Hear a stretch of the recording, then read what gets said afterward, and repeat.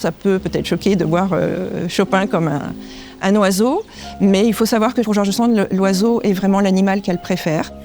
Et elle raconte souvent dans ses lettres, dans ses souvenirs et dans l'histoire de ma vie, qu'elle avait une capacité à domestiquer les oiseaux, qui était assez rare, que tout le monde reconnaissait chez elle. Donc c'est lié à cela aussi. C'est pas juste, voilà, j'ai mon petit perroquet qui est mon jouet. C'est plutôt, je pense, aussi un hommage à la musique de Chopin, parce qu'évidemment l'oiseau est l'artiste chanteur aussi, l'artiste musical, et au fait que vraiment, elle le dit, à un moment donné, elle le dit, l'oiseau c'est l'artiste.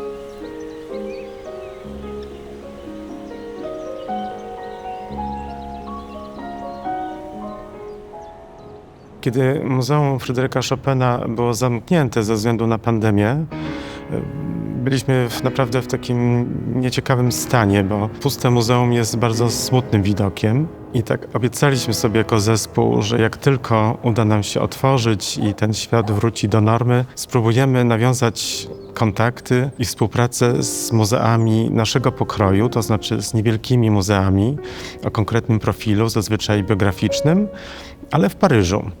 Stwierdziliśmy, że to jest takie naturalne dla nas środowisko i że tam znajdziemy partnerów do współpracy. Był to nieco szalony pomysł zorganizować konferencję z pozycji Warszawy w Paryżu, ale udało się. Alors cette collaboration est une très belle histoire puisque le musée Chopin de Varsovie avait organisé un colloque sur les relations entre les artistes français et les artistes polonais. Et il y a eu la partie française d'abord de ce colloque et j'ai accueilli au musée de la vie romantique, donc le musée que je dirige, une délégation polonaise et puis aussi française d'ailleurs.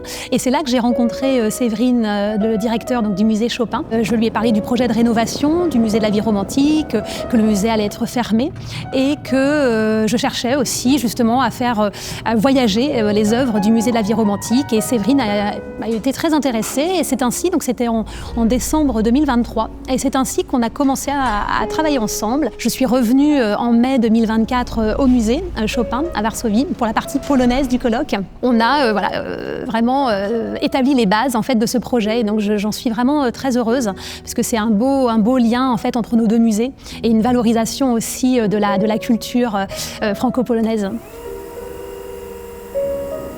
Wystawa Życie romantyczne jest największą wystawą czasową Muzeum Fryderyka Chopina od czasu jego powstania, a co dla nas najważniejsze jest niezwykłym dopełnieniem wystawy stałej poprzez wprowadzenie w budynek Muzeum Fryderyka Chopina obiektów, które de facto nigdy nie miały szansy, aby pojawić się w polskiej przestrzeni muzealniczej. To przede wszystkim arcydzieła Ary Scheffera. To są w dużej mierze prace, które powstały w jego pracowni w Paryżu, w 9.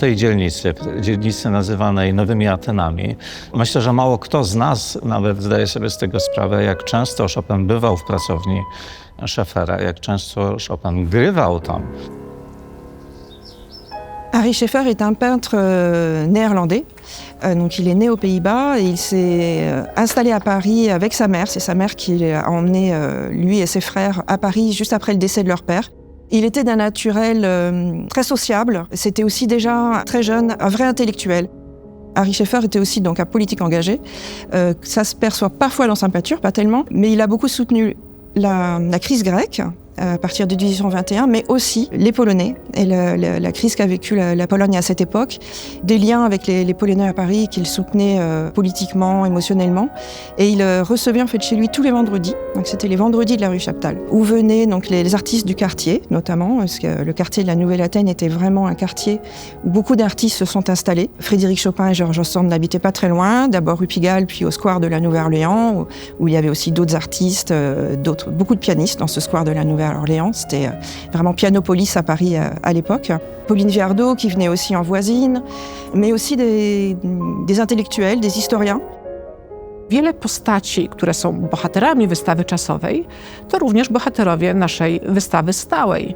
George Sand, Pauline Viardot, Eugeniusz Delacroix. Tutaj mamy możliwość zaprezentowania ich wizerunków, ich dzieł. Wybieraliśmy je sami. Faktycznie Muzeum Życia Romantycznego bardzo szczodrze otworzyło nam i magazyny, i dzieła z ekspozycji stałej. I te obiekty są niesłychanie różnorodne. Mamy dzieła Ary'ego Scheffera, ponieważ to jego pracownia stała się potem Muzeum Życia Romantycznego. Jednym z najpiękniejszych, moim zdaniem, jest obraz Faust. Pokazuje nam bohatera utworu Goethego. Wspaniały, nadzwyczaj poruszający. Warto stanąć przed nim i chwilę się przypatrzeć Faustowi. Wspaniałe rzeźby Marii Orleańskiej, uczennicy Scheffera, uważanej za jedną z pierwszych rzeźbiarek w ogóle we Francji.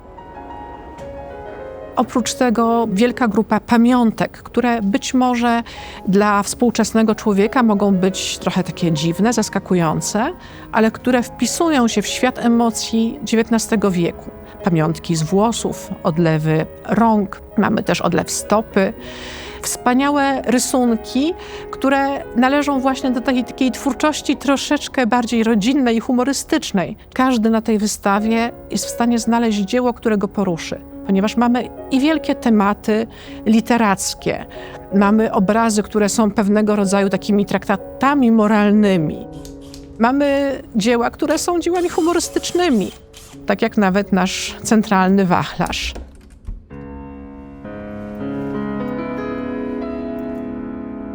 On pourrait résumer l'exposition à cet éventail. Et donc, je trouve ça très audacieux de la part du musée Chopin d'être parti de cet objet. Mais c'est très intelligent aussi parce que c'est l'objet, c'est peut-être l'objet qui résume le mieux l'exposition. Et c'est aussi la forme. La forme, il y a une forme d'ouverture. Il y a une forme comme ça un peu kaléidoscopique aussi, qui montre aussi ces relations entre les arts. Donc, je trouve qu'en fait, c'est un objet qui est très métaphorique et qui est parfait pour incarner cette vie romantique. Et je trouve que la scénographie donne aussi le fait de s'inspirer comme ça de cet éventail permet d'aller dans des espaces plus ou moins secrets, plus ou moins confidentiels.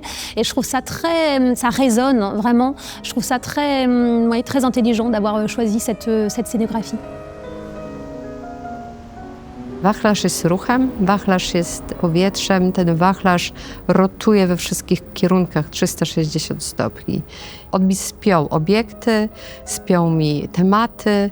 Jest to dla mnie najlepszy obiekt do opowiadania o uniwersalności tego habitatu artystyczno-naukowego. Jest wybranym przeze mnie narzędziem do pokazania napięć. Napięć między pracami, ludźmi i przestrzenią. Mamy tutaj zestawione właśnie dzieło, które jest pewnego rodzaju żartem z arcydziełem, ponieważ myślę, że tak można nazwać balladę Fryderyka Chopina. Właśnie zestawienie tych dwóch dzieł pokazuje nam, że z jednej strony mamy do czynienia ze sztuką bardzo wysoką, z jakąś sublimacją myśli kompozytora, z czymś nadzwyczaj pięknym, trudnym do opisania i to jest zbite z czymś bardzo zwyczajnym, humorystycznym, bo takie jest życie i artysty, i każdego z nas, że są w nim momenty wzniosłe, bardzo poważne, ale są też momenty pełne żartu, śmiechu, przymrużenia oka, może nawet pewnej drobnej przyjacielskiej ironii. I to jest właśnie ten wachlarz naszych uczuć, taki sam, jak było to w czasach romantyzmu i dzisiaj, ponieważ chyba na tym właśnie polega życie, każde, romantyczne i nieromantyczne, że składa się z różnorodnych emocji. Kształt wystawy i projekt wystawy definiuje sam wachlarz. Natomiast zależało nam bardzo na tym, żeby tą przestrzeń wypełnić również muzyką. Pierwszy raz właściwie mamy taką sytuację, że poprzez pokazanie rękopisu ballady ta muzyka, która jest kompletnie abstrakcyjna przecież i transparentna, staje się eksponatem muzealnym, ponieważ nie tylko ją widzimy w zapisie, ale również słyszymy. Dobór utworów, które wykorzystujemy w ścieżce dźwiękowej, również nie jest przypadkowy. Wszystko to są utwory napisane właśnie w tym miejscu, o którym opowiadamy. To jest kwestia pewnego kręgu stworzonego przez samą Georges Sand i wokół Georges Sand. To jest temat non i to jest kwestia pewnej wizji, stworzenia warunków do bardzo swobodnej metody tworzenia. Je pense que cette exposition va montrer aussi l'importance de Nohant en tant que lieu. Il y avait les salons parisiens, mais à Nohant, elle voulait faire un vrai phalanstère artistique où elle insistait beaucoup pour que ses amis, artistes, écrivains viennent à Nohant.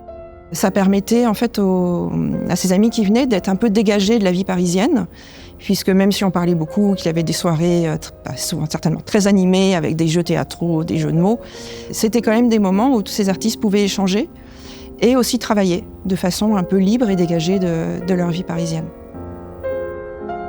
George Sand stworzyła dla Chopina absolutnie idealne warunki do pracy. I ta sonosfera niejako właśnie przyświecała nam, a w momencie, kiedy tworzyliśmy wystawę czasową Życie romantyczne, zatem obserwując większość obrazów, większość rzeźb czy innych dzieł, mamy wrażenie, że Chopin gra w innym pomieszczeniu.